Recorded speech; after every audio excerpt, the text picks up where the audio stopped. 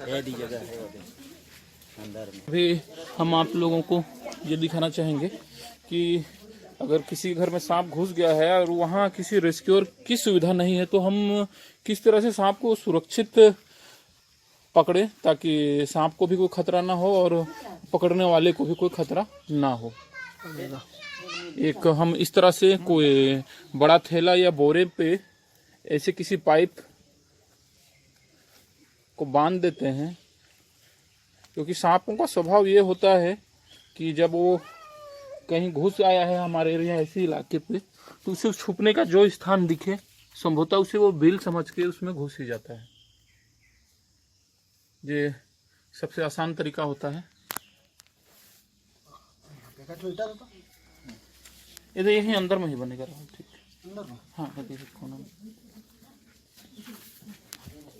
ये यहाँ हाँ यही ज़्यादा बेटर रहेगा। हाँ थोड़ा सा इसको खसका, हाँ इसको डालते बन जाए। हाँ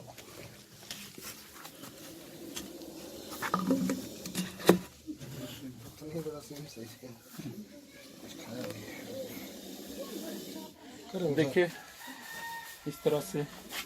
हाँ जाने छोड़ थोड़ा अपना खुद का। नाग सांप का स्वभाव ये होता है कि खतरा पाने के बाद भरसक मुकाबला करने का प्रयास करता है।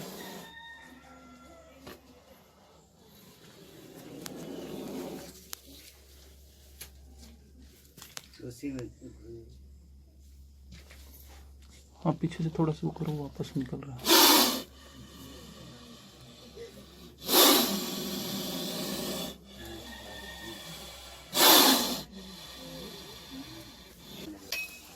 अभी से जा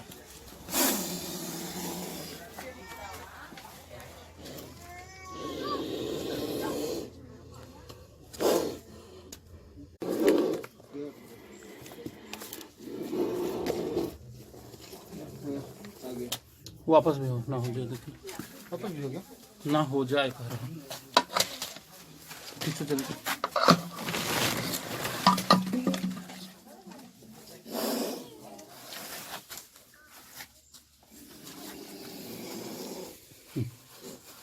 अभी यहाँ पे दबा।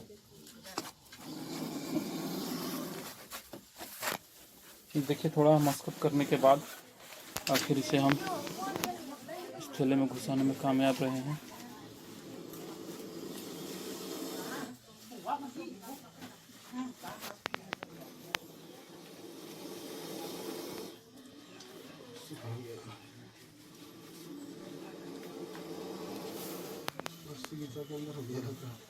रस्सी को लेके गया है अंदर। इसका रस्सी खोले हो ना, इसी से बांधता।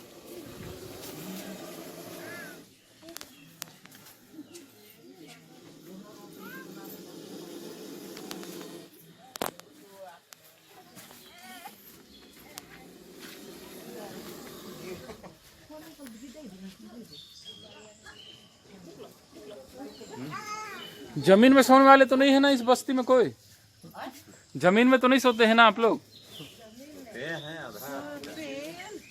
तो एक चीज जान लीजिए, जसपुर में जितने लोग भी सांप काटने से मरते हैं लगभग सभी जमीन में सोने वाले होते हैं।